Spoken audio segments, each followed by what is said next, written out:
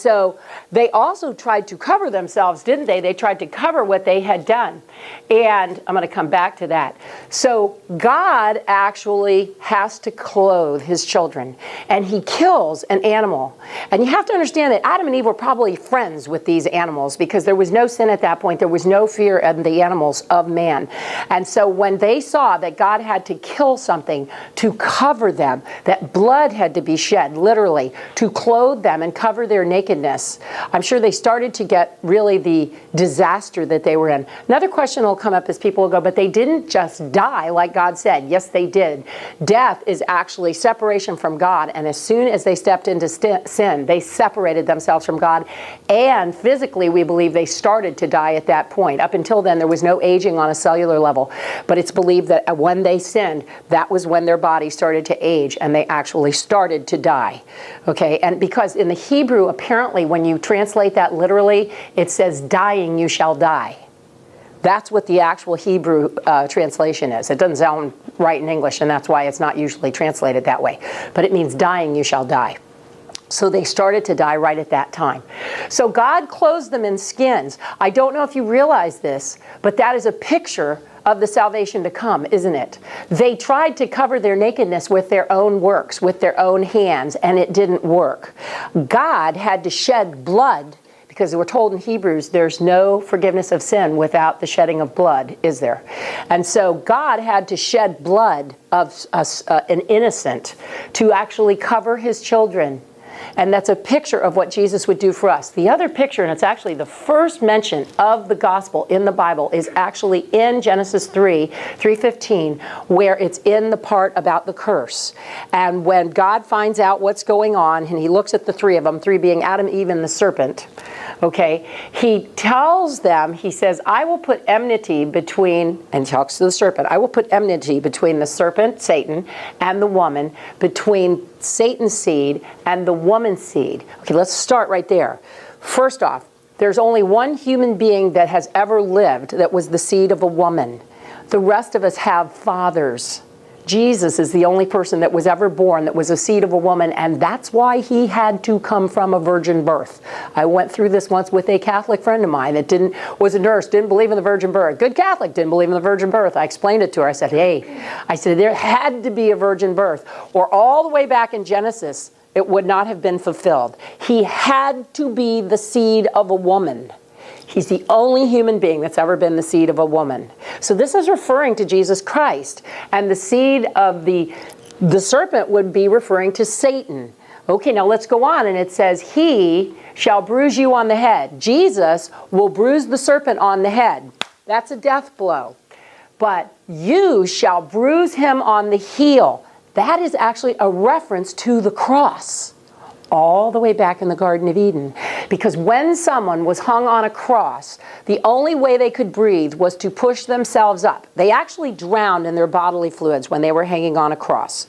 And so they would have to push themselves up for every breath and then come back down, because otherwise their diaphragm would not allow them to breathe. And so it was very painful. And this was what the Romans were good at. And so literally for every breath they would have to come up and down like this, which means that when they took them off the crosses, their heels were shredded. They were bruised and shredded. Okay? That's why, did you ever wonder why they broke their legs when they finally wanted to make sure they were dead?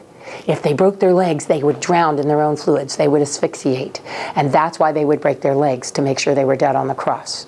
Okay? So, let's go to this. It says that the seed of the woman will bruise the serpent's head, and the serpent will bruise his heel. We literally have right here the first mention of Jesus dying on the cross for us, and Jesus winning over Satan. And this is called by theologians the proto-evangelicum, which I'm not even sure what that means. But it means the very first mention of the gospel in the Bible, okay? So I just want you to know that, and that's there. Okay, so they were kicked out of the garden, weren't they? Now this was very important. They were kicked out of the garden because it actually says that if they had taken from the tree and eaten from the tree of life, they might have lived forever in this fallen condition, separated from God. And God loved them too much to leave them in that condition. That's why he actually put in place at the time of the curse was actually a blessing in disguise, because in the process of putting in the curse, death would enter the creation, and through the shedding of blood, his children could be brought back to him. Does that make sense to everybody? So actually, even though it looks terrible, it was the only way that a holy God could restore fellowship with his children who he loved. And that's why death had to be brought into the creation at that point in time. And so we see the curse of death being put on all creation, and all creation groaning to be restored. And so death and suffering actually enters the creation. Now, atheists like to, yes, sir? If God made everything perfect, why did he make the tree of good and evil? It's the knowledge of good and evil. That's a good question, Doug. But the tree wasn't a tree of good and evil. It was the tree of the knowledge of good and evil. So in their innocence with not eating from the tree, they didn't know the difference between good and evil, and that was easier for them to walk in obedience. Now, let's go a step further. You're saying, but why would God do that? Why would God put that in front of them, correct? Well, it's the same way with God could, I hope I can answer this correctly for you, just like God could just make everybody accept him and save everybody, he doesn't do that, does he? Jesus went through all that trouble, all that pain, all that suffering, just so that we have the choice, but he doesn't make us do it because he wants us, it's called free will, he wants us to choose to love him. And he wanted Adam and Eve, think about it, he gave them one rule. One rule. And you're saying, well, why did he give them the rule? Because he was giving them a chance to show their love by obeying him in that one rule. Do you see? And just like he could make all of us get saved, he doesn't. He offers it freely to us, doesn't he? But he still doesn't make us take it. We have to choose to accept his gift or literally reject him. And anybody that says, oh, I just don't choose Jesus, but I don't reject God, that's not true. You either accept what he's offering or you have rejected the God of the universe and what he's offered. Does that make sense? And I'm going to go you one step farther, and I don't know if you guys can relate to this, but I know all the ladies will be able to relate to this. If I have to ask my husband for a hug, I don't want it anymore. He's supposed to know to just come hug me when I need it. And poor guys, you guys are all in trouble. I'm going to give you the heads up right now, but that's how us women are. Okay, see all the girls giggling? This is true. And all the guys are going, that's not fair. Ha, life's not fair. Okay, but that's how it is. And I hate to say this. I know God's not like me or the girls, but it's a matter of God wants us to choose to love him. He won't force himself on us. I always say God's a gentleman, and he is a gentleman. He lets us choose him. And he goes through all sorts of trouble to make it so we want to choose him, but he lets us choose him. And so here was a situation where he allowed them to show him their obedience and their love by obeying the one rule. You know, I don't know about you guys. My kids were raised knowing this stuff. So my oldest daughter, when she was very young, she used to get so mad at Eve. Anything that was going wrong, an animal died, whatever happened.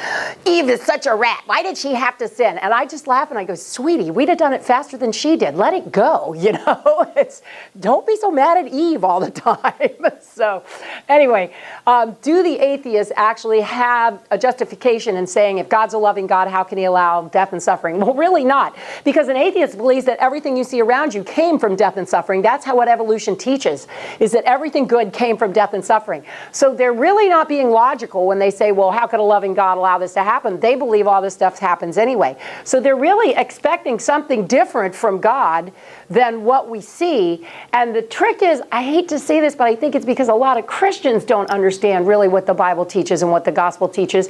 So we need to understand that God created this perfect world. Yes, we did have to obey even in that perfect world, but it was a perfect world. And it was because of Adam and Eve's choice to sin. Choice, free will, choice to sin. They're rejecting what God had offered them, that death came into all creation. We are looking at a cursed creation. Everything we see around us is under the curse of death and going downhill. Everything we see around us. It will not be corrected until after Jesus comes the second time, and then we're told that God will get rid of the curse, and it'll all be restored, Snoopy dance, to its perfect condition again. I'm so looking forward to it. But That is going to be in the future. And so while we are in this state, it's up to us to be the arms and legs and feet of Jesus, isn't it? And to try in the suffering to share the love of Christ. I always, when my kids leave the house, I used to say make good choices. And lately, I still want them to make good choices. But lately, especially one of them's a nurse, I say, go be the hands and feet of Jesus. Go show them the love of Jesus. And that's what we should be doing, guys, because it is a hurting world. It is a world under the curse of death. And we, even when we're hurting, remember, we hurt because God's trying to point us back to Him. You know, I'm going to do this. And some of you have heard this, but I just want to make sure everybody has. There are two reasons the Scripture tells us why we hurt. And in the Old Testament, it gives two pictures. And I know some of you are familiar with this. One of them is pruning and purification. My husband call it, and I call it P&P. Pruning and purification. And it talks about God's pruning us. Guys, do you know what it is for a tree to be pruned? It means that this pretty tree gets cut. And you cut it back. You cut all its branches off so that it gives more fruit and is a healthier, happier plant. Well, guess what God has to do to prune us and purify us? Well, pruning us, He has to cut a bunch of stuff off. I don't know about you, but I don't like it when He cuts stuff off. It hurts, okay? But if He doesn't cut it off, I can't bear fruit, just like a vine can't. And we have those pictures in the Scripture all the time, right? That's pruning. Pruning is painful. The other one is purification, and I know some of you are sharp to this one. Purification in the Old Testament is likened to purifying silver. And when they would get the rocks that had the silver in it, they would literally boil them and boil them and boil them until the garbage came out of the silver. And then they would let it cool. And after it cooled, all the garbage would be at the top. And they would scrape it's called dross or dross, D-R-O-S-S. They would scrape all the garbage off the top, and then they would boil it again. And it would let more garbage come out. And they would scrape it off the top after it cooled. And they would continue to boil it and cool it and take that garbage off until the silversmith was able to see a perfect reflection of himself in the silver. That is and it's used in the Old Testament as a picture of God sanctifying us. It is such a perfect picture. God lets life boil us and boil us and boil us. And what comes off, if you're really a Christian, when things are hard? The garbage comes off. And God lets it cool and He scrapes it off. And He does it again, and He does it again, and He does it again until He sees the perfect reflection of His Son in us when He looks at us. And then there won't be a need anymore. Pruning and purification. It's not pleasant, but boy, when you get done, it's so worth it. Do any of you exercise? Do any of you exercise? After you exercise, I don't know about you, but I don't look forward to exercise. But after I exercise, I'm so glad I did. I feel so much better. And that's how it is when we walk with the Lord and He has to rip things out of our lives and it doesn't always feel good. But afterwards, when we get the fruit of the Spirit, love, joy, peace, patience, kindness, goodness, gentleness, faithfulness, self-control, when those things start really growing in our lives, then you can really look back and go, wow, Lord, thank you. I know it hurt, but thank you for what you did. That's part of that. Okay, so death and suffering, we need to understand this. Guys, there'll be more people in your life that ask you that one question because they'll have somebody that died. They'll have something bad going on. There's so many bad things going on in the world today. And people that really are searching will go, how can you say you hold to Jesus and this is a loving God and He allows death and suffering? You need to understand this. Too many Christians don't. Too many Christians don't.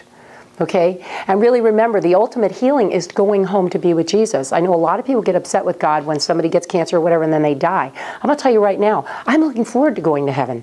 Right now, I'm at a point in my life, I love my mother. I love all my family. But my mother and I are so close. I'm her only daughter, and we're very, very close.